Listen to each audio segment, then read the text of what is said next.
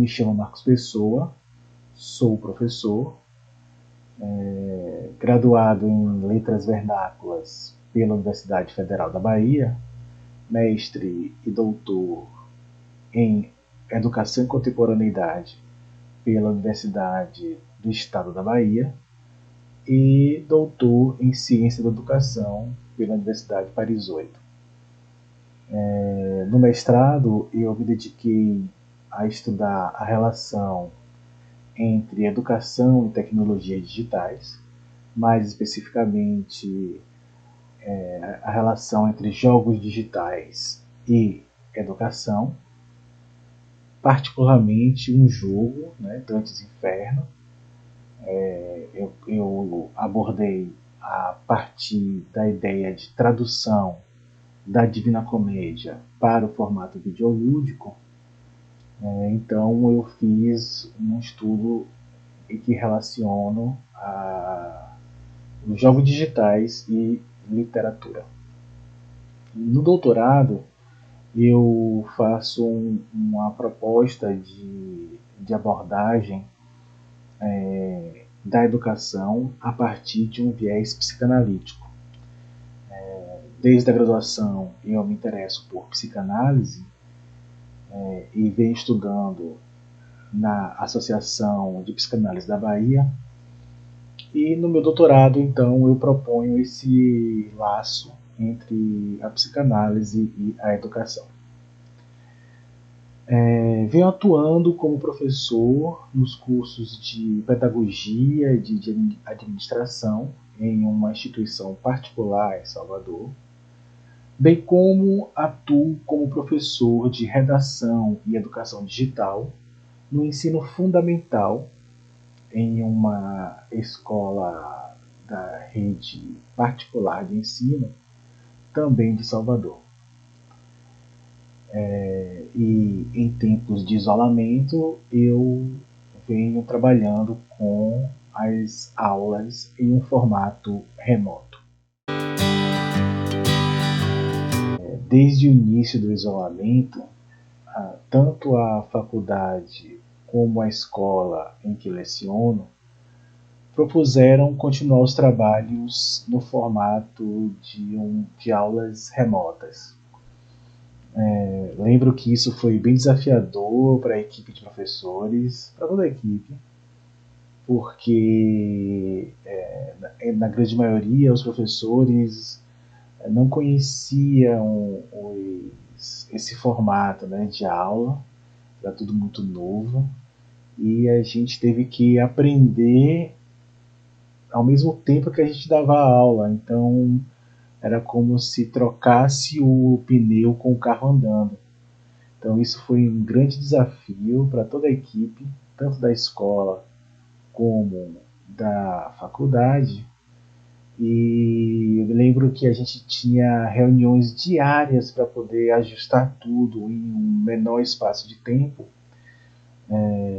E a gente comemorava cada dia que conseguíamos vencer os obstáculos, né?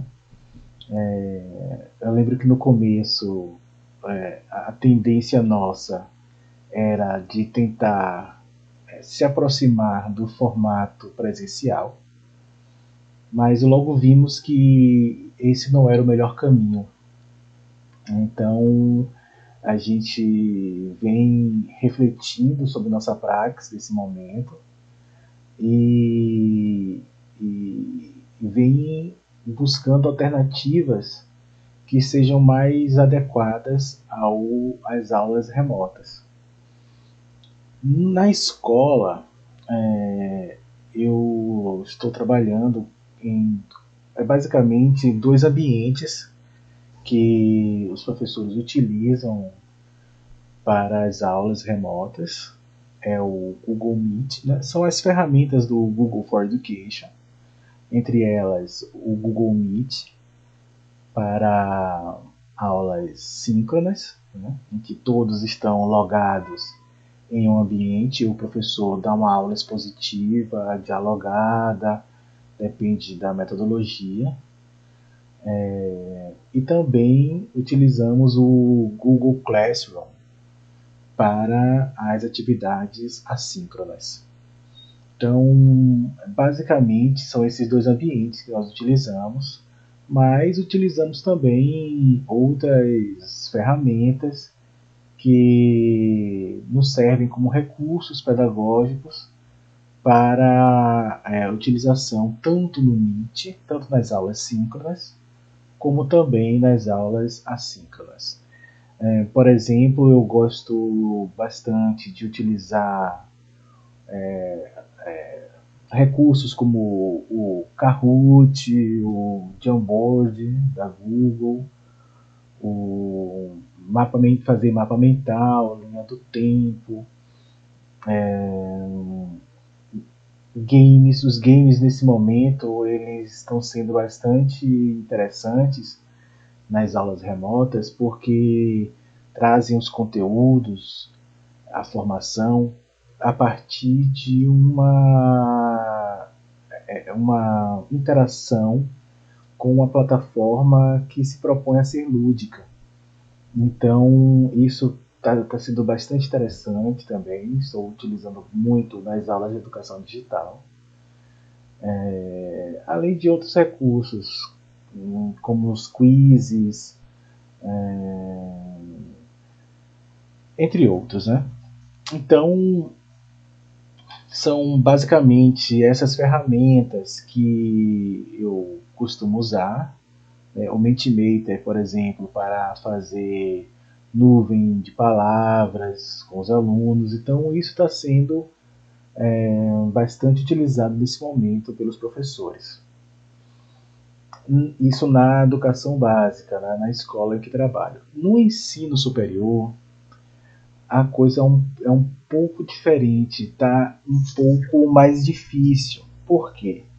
Porque a faculdade ela não dispõe de um ambiente formal de educação, né, de modalidade de aulas remotas.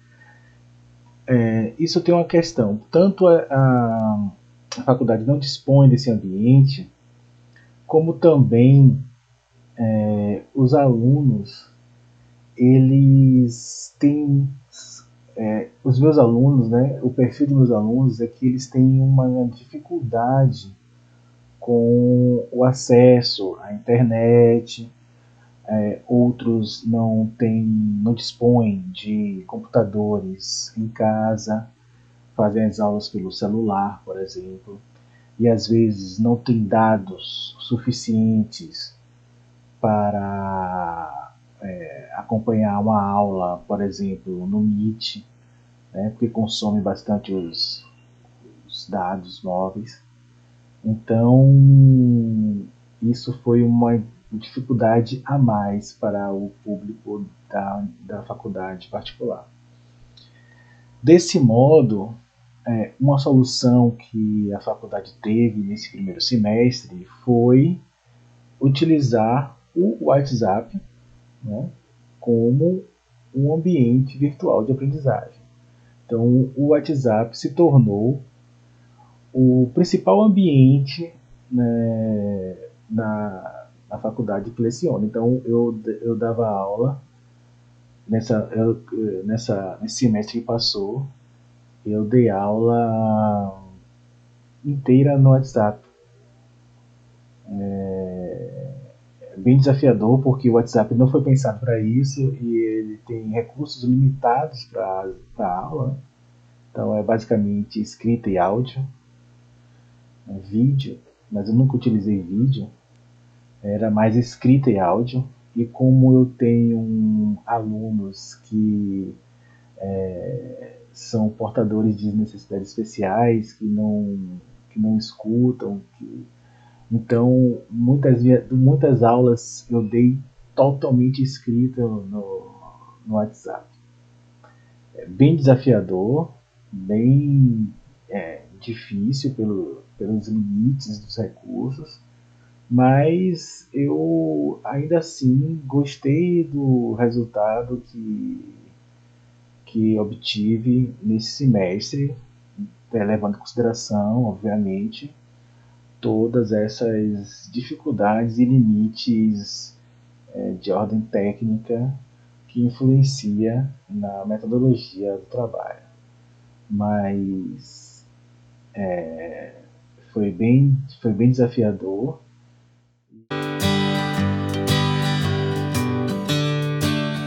Queria aproveitar esse último bloco para falar de uma questão que eu venho me debruçando e refletindo nesse tempo de isolamento, que é a questão da transferência entre professor e aluno.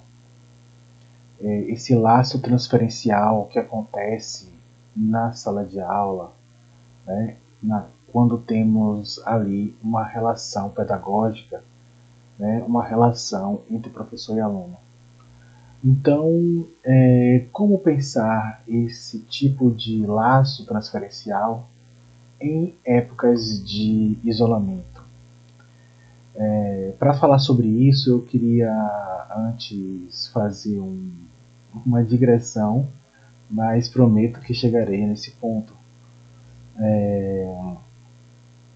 Então, primeiro dizer que transferência é um conceito que encontramos na obra de Freud, é um dos conceitos fundamentais, né, segundo Lacan, um dos conceitos fundamentais para a psicanálise, a transferência. E a transferência nada mais é do que um afeto, né, que é destinado a uma outra figura que não as figuras parentais. Né? É um afeto que nasce nas relações primordiais, né? Nas relações com as figuras parentais, da criança, do bebê com as figuras parentais, mas que esse afeto ele é deslocado posteriormente para outras figuras. Né? Freud falou principalmente da transferência na análise. Né? Então, quando esse afeto ele é transferido para a figura do analista. No entanto, eu considero que na relação entre professor e aluno há sempre uma relação transferencial. Digo isso porque é nessa relação entre professor e aluno que vai dar base, essa relação vai dar base para qualquer ato pedagógico. Né? Eu considero que sem um vínculo transferencial, sem um laço transferencial, a educação ela fica impossível. Inclusive, é até um dizer de Freud que a educação ela é impossível.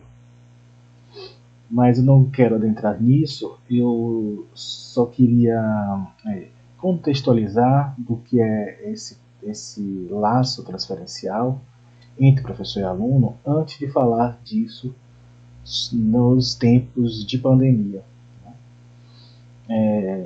Então, eu considero que esse laço transferencial ele é fundante, porque é a partir do desejo de saber do aluno que encontra na palavra do professor um elo que forma esse laço. Então, primeiro dizer que professor e aluno são sempre questões de linguagem, né, e discurso. Então, é no discurso que nós encontramos a figura do aluno e a figura do professor. Então, a palavra que o professor destina ao aluno, que o professor endereça ao aluno, essa palavra normalmente ela é carregada de intenções conscientes, mas também de afetos inconscientes. Né? Esses afetos eles marcam essa relação transferencial entre o professor e o aluno. É a partir dessa palavra carregada de afetos e intenções que o aluno pode ancorar o seu desejo de saber. Falar de transferência é falar de amor. Freud já dizia, né? Amor de transferência. Então, esse amor que o aluno tem é um afeto que ele vai direcionar ao professor, considerando que o professor é aquele sujeito que porta um saber sobre ele, aluno. Então, o aluno deposita na figura do professor, como depositou outrora nas figuras parentais. Então, deposita na figura do professor um saber, melhor dizendo, um desejo de saber aquilo que o aluno acredita que o professor tem. O aluno supõe que o professor tem um saber sobre ele, sobre o aluno, e então quer esse saber para si próprio.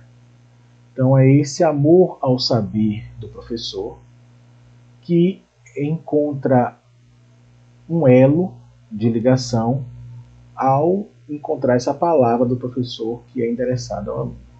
Então essa transferência, eu considero ser de fundamental importância para qualquer ato educativo. Então, é o aluno que institui o professor.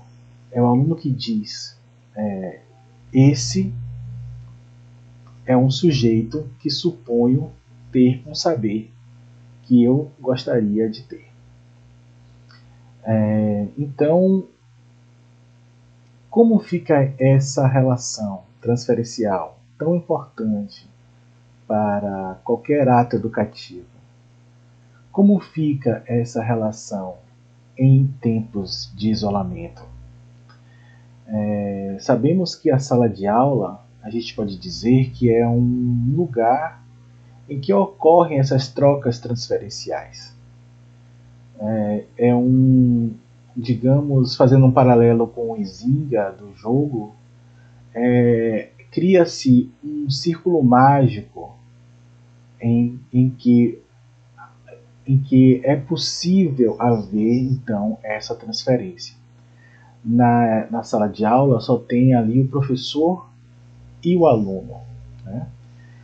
Um terceiro, que é a família, ela não está ali naquele momento presentificada na sala de aula. Então, acredito que por conta disso, essa relação transferencial ela se torna possível.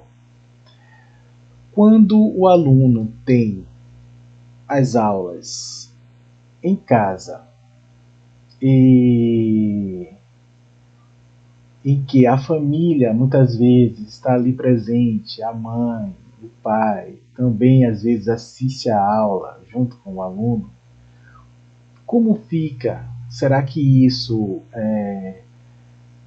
acaba tendo uma interferência nesse laço transferencial?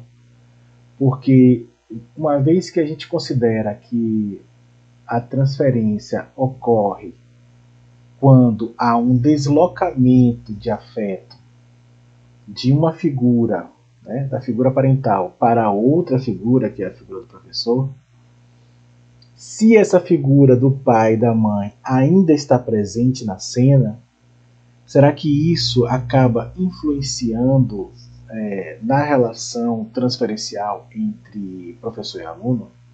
Então essa é uma questão que eu me ponho, porque o professor, eu considero que essa relação transferencial ela tem dois momentos distintos. Né? O primeiro momento é quando o professor encarna o saber. Né? O professor ele é a figura do mestre. ele é a figura que o aluno deposita todas as suas fichas, que aquela figura vai dizer as respostas para os seus questionamentos. Então o professor ele tem essa função discursiva, essa função de endereçar a palavra, que é uma palavra que tem a função de significante matriz, né?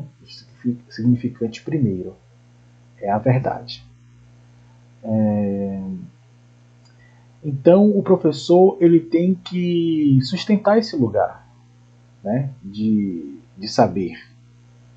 Mas quando o professor mostra uma fragilidade no seu saber, referente ao uso das tecnologias, por exemplo, e esse ponto ele traz um elemento novo para a relação, né?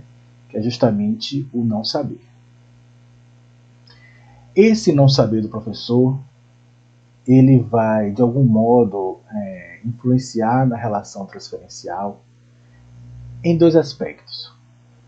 No primeiro momento, ele vai dificultar essa relação, né?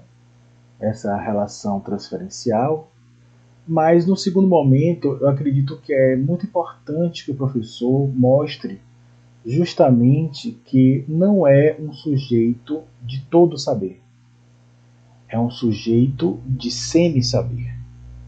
Então,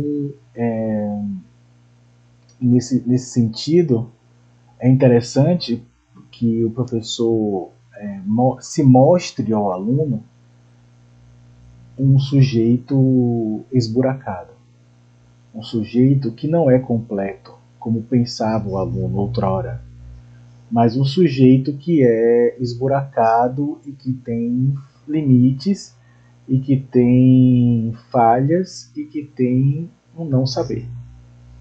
Então, quando o professor, ele, por exemplo, tem uma certa dificuldade com o Meet, de entrar, como é que o áudio não funciona, a conexão cai, eu não consigo postar, eu como professor não consigo postar no Classroom, e tenho minhas atrapalhadas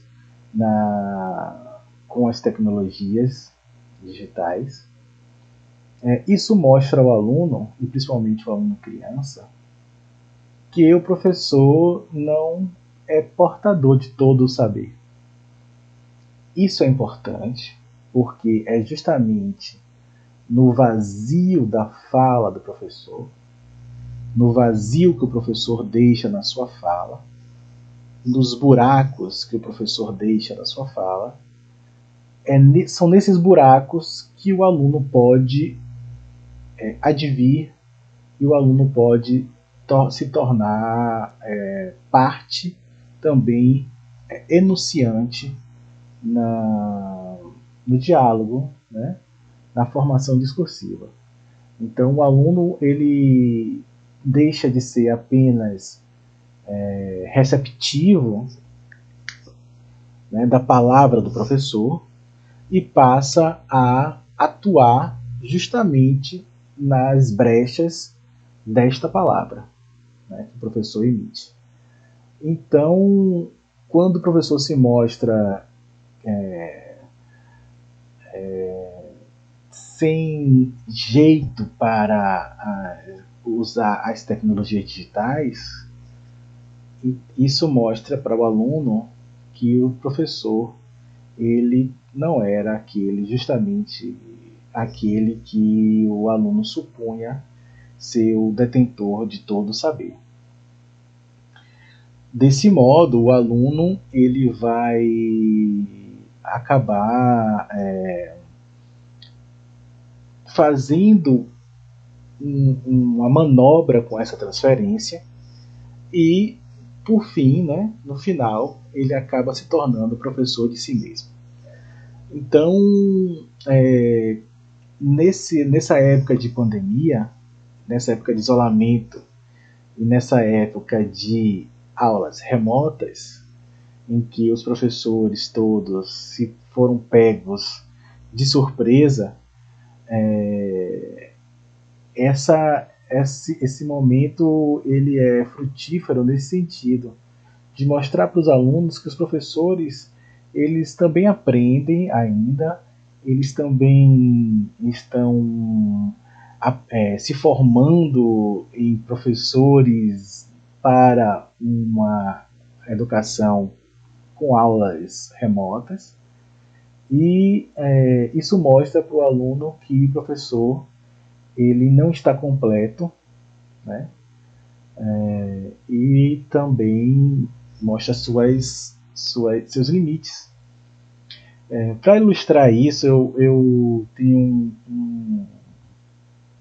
um caso que aconteceu comigo, muito engraçado, que eu estava dando aula para uma turma de 7º ano, são crianças que têm em média 12 anos, e eu terminei a aula, eu estava dando aula no Meet, né, aula síncrona, e dando aula no Meet com o notebook e o celular ao mesmo tempo, porque com um eu projeto os slides e com o outro eu acompanho o chat.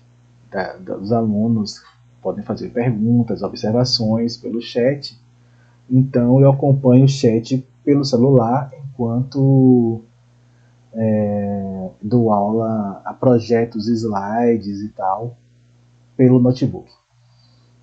Então acabou a aula, na realidade era intervalo da aula, e um aluno, não, e eu desliguei, né? Acabou a aula, eu ia para o intervalo, ia para a próxima aula com outra turma depois do intervalo, então eu desliguei no notebook a aula, saí da reunião do Meet, e quando foi no celular, que para sair da reunião também, eu, ao invés de apertar o botão de sair da reunião, eu apertei o botão de tirar a câmera. Mas continuei na reunião com meu áudio ligado, inclusive. Peguei meu celular e aproveitei aquele tempo, que era do intervalo de 20 minutos, para pegar uma encomenda na portaria aqui do condomínio, que tinha chegado pelo correio. Então eu fui rapidinho ali na portaria do condomínio para pegar essa encomenda com o celular na mão e, e com o áudio ligado para a turma, sem saber que estava ligado. Então falei com Janaína, perguntei se ela queria alguma coisa da portaria, não sei o que.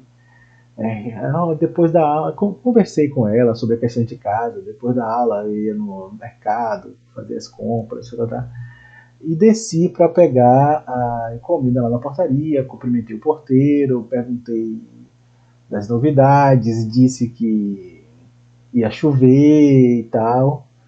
E peguei a encomenda e voltei para casa. Quando eu voltei, que estava já me preparando para a próxima aula, escuto uma voz de uma criança: professor, professor. E eu olhava, de onde estão? Como é que é isso? Onde estão essas crianças? Professor, quando eu olho, eu estava no. Quando eu olho para o celular, eu vi que eu não tinha desligado a aula. Não tinha saído da aula, não tinha saído da reunião. Aí o aluno falou: professor, professor, o senhor está com o áudio ligado. E aí eu não respondi nada na hora, assim, desliguei e fui olhar no WhatsApp dos meninos, no grupo dos meninos, e o pessoal já estava comentando, todo mundo, que o professor Marcos não tinha desligado, não tinha saído da reunião, que o áudio estava ligado, que eu tinha ido ao supermercado. Então já tinha criado todo um imaginário do que eu estava fazendo. Com isso eu lembrei agora aqui de um texto de Freud que ele escreveu na ocasião dos 50 anos de sua escola, um texto chamado Da Psicologia Colegial. E esse texto ele fala sobre a figura do professor que ele encontrou no mercado, que ele encontrou na rua, não me lembro. E então ele fala de que faz reflexões sobre o professor, né, a escola de maneira geral, e ele vê que ele e os seus colegas se tornaram homens da ciência, como usando mesmo as próprias palavras de Freud, que se tornaram homens de ciência, e mas ele não atribui isso às ciências que lhe foram ensinadas, né? Alemão, matemática, química, física, nada disso. Ele atribui que se tornaram homens de ciência muito pelo estilo dos professores, muito por essa relação com os professores, né? Essa transferência.